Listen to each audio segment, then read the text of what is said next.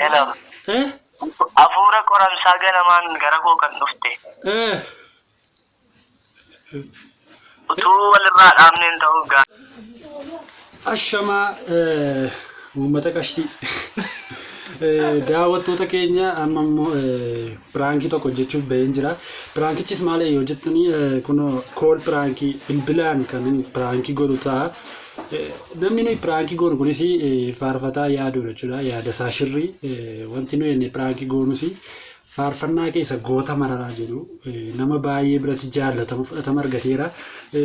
Kanarraan kan ka'e yeedaloo isaa yookiin qooqa isaa akkuma jirutti fudhanneetu walaloo addaa kan sirba walaloo isaa barreessinee qooqa isaatiin yookiin yeedaloo isaatiin hojjennee gadhiisuudhaaf jedhaa jirra. Kun immoo akka namni qeeqa irratti hin kaasnetti ayyama isaatiin ta'e jenneetu ayyama keetiin ta'e jennee irratti yeroo ediitii goonu barreessina. Kanaaf yaada akkamii qabdaa inni gaafannaan. Kana booda wanta inni jedhu walumaan ilaallaa jechuudha. Tole amma yaaduudhaan bilbila. Yoo inni nuu milkaatee numa ilaalla. Waamaa jira.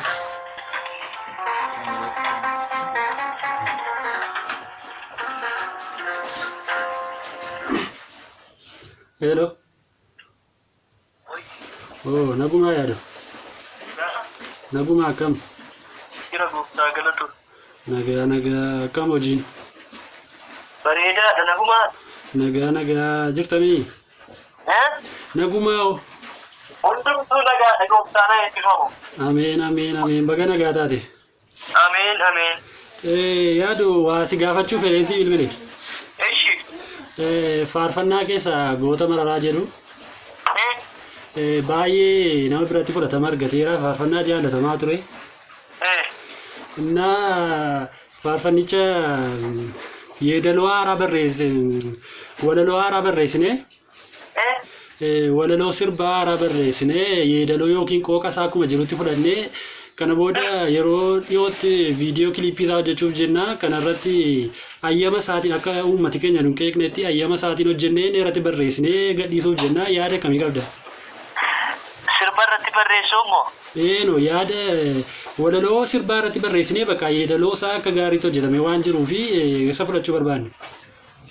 Maaloo rakkatinaa ta'uu miti waan akkasii. Maaliif? Ta'u maal faarfannaa waaqayyoo gadda ba'e kamitti sirbaan hojjettan? Maali aartiidha rakkinan qabu. Aartii uummata keenyaa jajjabeessuudhaaf jenneeti. Lakkii baagoo waan akkasiin jiru. Aartii waan jedhamu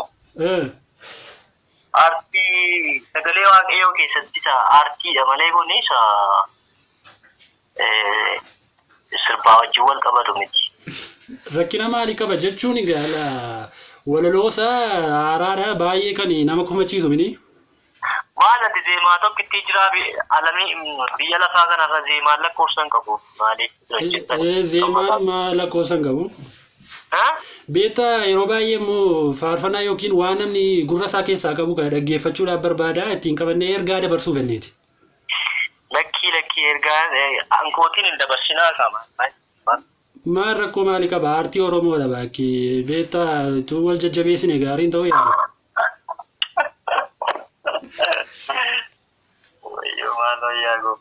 Yaadu yaada akkamii qabda gatiitti baafnee dadhabnee hojjennee kun amma kilipii isaa torbee dhufu keessa waraabna. Gatiitti baasuun keessa naaf waan hiika qabu hin qabu. Waan akkasii gootu taanaan immoo seeraanis hin gaafachiisu. Maali gidduu darbe amma Kadir Martuu beektaa hojjetee ture. Akkuma argitu uummata biratti baay'ee jaallatameera. Maaliif faarfannaa isaatiin kanaan dura uummanni sagalee keessa gurra keessa waan qabuufi. Yoo dhageessa ta'e waan akkasii natti naaseenaa dhaabi bakka hin barbaadu. Maali yaadu rakkina maalii qaba kun ayyama keetiin bakka asumaan ta'ee neetti barreessee ediitii gochuu qofan sii bilbile malee dhumaadhanni. Barbaadu siin jedheera. Wanti waaqayyoo fadda ba'e kanuma waaqayyooti malee sirbaa wajjin wal makaa hin barbaadu akka kootti. Ture gaashi bakka kana. Beekumsa seenxannoo qabu kanaan sitti haasaa raga. Dhageesseet fakkaata. Tole bakka yaadu nuyi garuu akka uummanni yaada nurratti hin kaafne maaliif akka goote yeroo baay'ee egaa akkuma argitu kana warra kanaan dura hojjetame keessatti faarfannaa namaa hatte akkas gooteedha ni qeeqaa turanii yookaan dirmartu. Wanta dhibeen dhimma isaati garuu kana gochuudhaan eenyu mirga hin qabu. Kuna jechuun namni akka nuun qeeqneef jedheetani kan inni si bilbilee yaada isatu nu ayyamee jedhee itti barreessuufidha. Lakkii waan akkasiin ayyamu obboleessa koo na dhaga'i. Ayyamuu dhiisii waan akkasiin ta'u malee. Maali yaadu? Maal jechuudha waan akkasii sirbana ibsii ayyamaan? Qooqa isaa qofa fudhanna malee koo waan biraa waan balleessinu hin qabnu. Qooqa isaa dhiisiitti seenaa xinnoo isheerraa gochuu hin dandeessu. Tole egaa mee yeroo dhiyootti gadhiisuudhaaf jenna jechuun egaa nutti hin qoramiin bakka. Nutti akka hin qabamneefidha bakka kan nuti si bilbilee haasofsiisneerraa nama nu gaafataniif yaada kennuuf. Bilbilee haasofsiisneerraa? Bakka haasofsiisneerra gaafanneerraa bakka. Tole nuun jedhe jechuufi? Tole jedhe jechuufi? Maal goona reeshi gatiitti baasnee itti rakkanneedha barka nuti hojjenne beektanii yeroo faarfannaa hojjetu gatii amma itti dadhaban. Inni dhimma mataa keessanii maal bakka mataa keessanii itti dadhabdanii ga'e maali? Tole bakka sammuu torbee madfu keessa laaleetanii siin bilbila. Hello. Hello. Afuura qoramsaa ganamaan gara koo kan dhufte. Utuu walirraa dhaabneen ta'uu gaariin ta'uu meeshoo hadhu obboleessa. Yaadoo nuun qal'ane beektaa viidiyoo irra jirta kunoo piraankii si goonee waraabamaa jirta. Eenyuudhati? Naawulee yuutuubii naawulee showun hojjedha. Eeshi. Kunoo achirratti qophii tokko narra kunoo gara kee dhufeen jira. Maal bannaati namatti himtaniire? Hin koofne bakka yaadoo. Kun akka hin taane biyya nagaa yaaduma kee waan hubate. Toomaa jabaadhaa ulfaataa.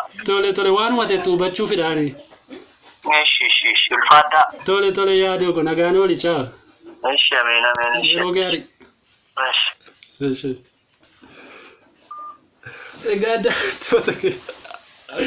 Bareedu.